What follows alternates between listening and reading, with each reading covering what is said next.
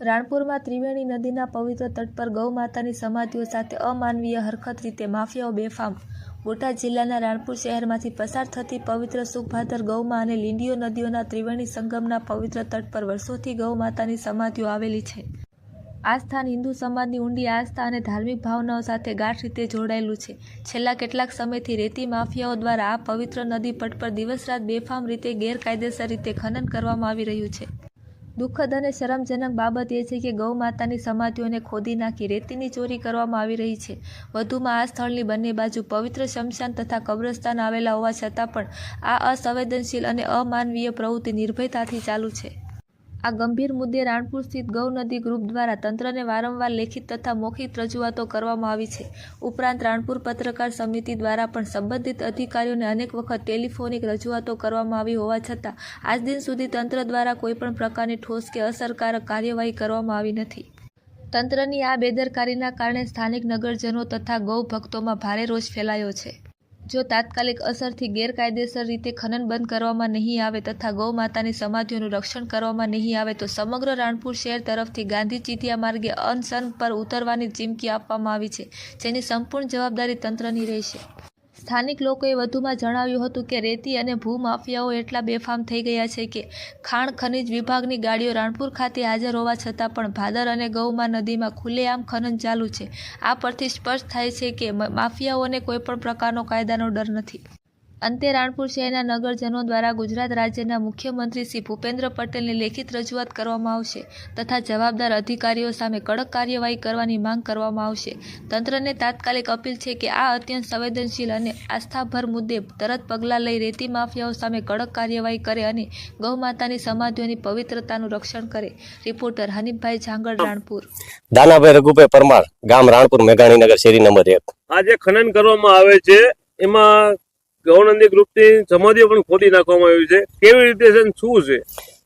તો આ કણે ગોમા, ભાદર, લીંડીયો ત્રિવેણી સંગમ આ સ્થળ પર છે અને વર્ષોથી આ કણે જે ગામની બીમાર ગાયો હોય, ગૌનંદી હોય, તમામનું આ કણે જે મૃત્યુ થઈ જાય તે તમામ ગાયોને આ કણે સમાધિ દેવામાં આવે છે અમારા ગૌનંદી ગ્રુપ દ્વારા.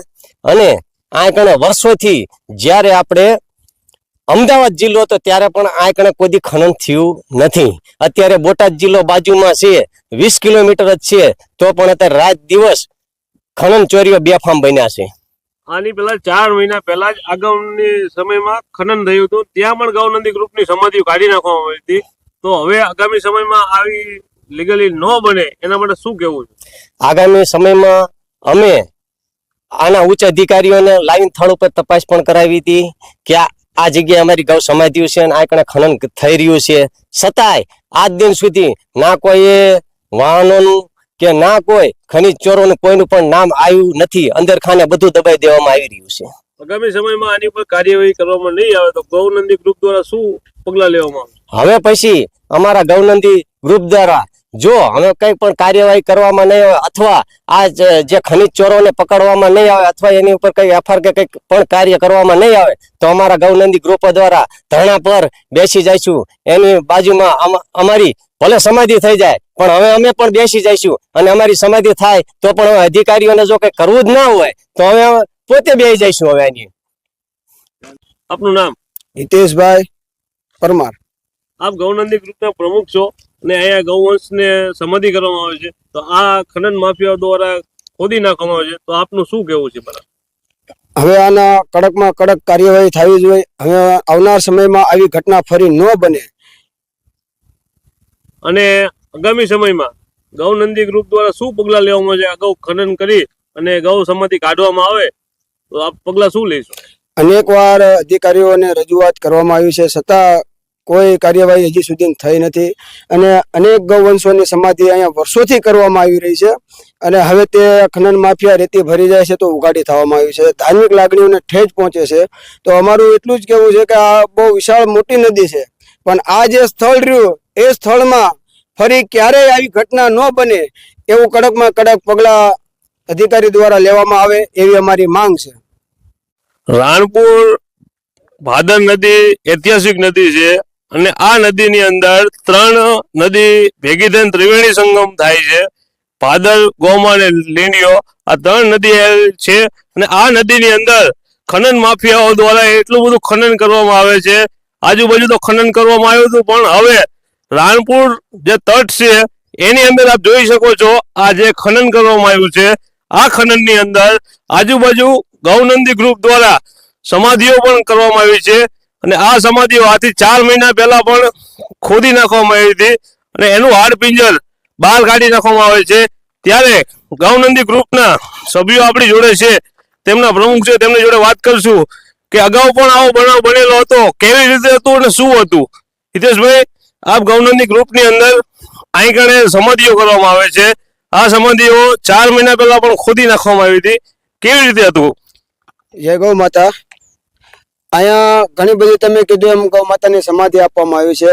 તંત્રને અનેકવાર રજૂઆત કરવામાં આવી છે, જાણ કરવામાં આવી છે, પણ કોઈ પગલા લેવામાં હજી સુધી આવ્યા નથી.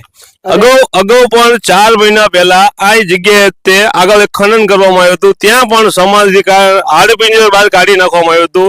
ત્યારે પણ આપણે પ્રેસમાં આપ્યું હતું, અધિકારીઓને રજૂઆત કરી હતી, ત્યારે શું કાર્યવાહી કરવામાં આવી? કોઈ કાર્યવાહી હજી સુધી થઈ જ નથી. અને જો એમને કાર્યવાહી કરી હોત તો આવું મોટું ખનન જ ન થાત ને.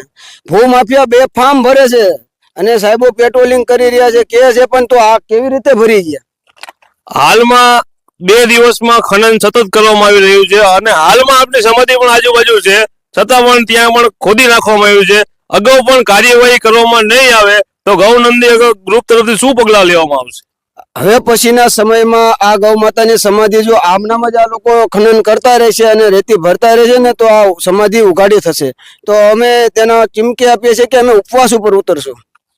રાણપુર મામલતદાર તેમજ અધિકારીઓને તમે રજૂઆત વારંવાર કરવામાં આવે છે, છતાં પણ ક્યાંક ને ક્યાંક ખનન માફિયાઓની શું મિલીભગત ચાલી રહી છે કે કેવી રીતે છે? અમે મૌખિક રજૂઆત કરેલી છે, પણ એમને એવું કીધેલું કે ભાઈ થઈ જશે, પણ હજી સુધી એવું ક્યારેય થયું જ નથી.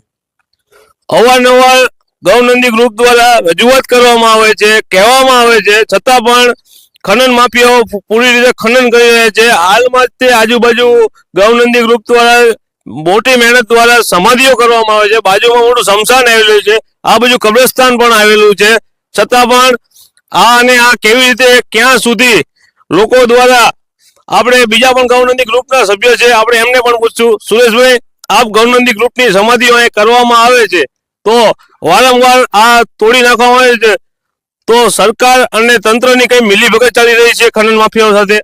હવે તો આમાં તો અમને એવું જ લાગે છે કે સરકાર અને આ ભૂમાફિયાઓ અને અધિકારીઓ તમામ મળેલા હોય એવું લાગે છે. નકર તો આ જગ્યા ઉપર જો ગામ તળમાં પવિત્ર સ્મશાન આવેલું હોય, કબ્રસ્તાન આવેલું હોય અને છતાં પણ આવી રીતે, અને જો નાના નાના બાળકો અહીંયા કણે નદી છે અને આ ત્રિવેણી સંગમ છે, નાવા પણ આવે છે, અને જો કાલ સવારે કોઈ બીજો બનાવ બન્યો, આ ખાડા પડી જશે મસ્ત મોટા, તો કોણ જવાબદાર આના? અને વારંવાર અધિકારીઓને ટેલિફોનિક તેમજ મૌખિક રજૂઆત પણ કરવામાં આવે છે, છતાં પણ આપના દ્વારા અનેક વખત કહેવામાં આવ્યું છે, છતાં પણ તંત્ર નથી પહોંચતું, તો એનું કઈક શું કારણ જણાય છે? એમાં તો બધાને જાહેર ખબર પડે ને તો કે શું કારણે ન પહોંચે. આ લોકો કદાચ શું કરતા હોય, કદાચ હપ્તા લેતા હોય કોઈ પણ અધિકારી, તો આવું બનતું હોય. નકર તો આવું શા માટે બને? લોકોનું કહેવું છે અધિકારીઓ અને ખનન માફિયાઓની મિલીભગતના કારણે જો આ વારંવાર ખનન થતું રહે છે તો લોકોને ક્યાં સુધી કોની આશા? હાલમાં પોલીસની પણ એમ લોકોને સપોર્ટ નથી, કારણ કે બેફામ ખનન કરી રહ્યા છે. વારંવાર રજૂઆત કરવામાં આવે છે, છતાં પણ લોકો દ્વારા બીકનો માહોલ સર્જાઈ રહ્યો છે. તો વહેલામાં વહેલી તકે જો તંત્ર દ્વારા આની ઉપર લીગલી કાર્ય કરવામાં આવે તેવી લોકોની માંગ છે.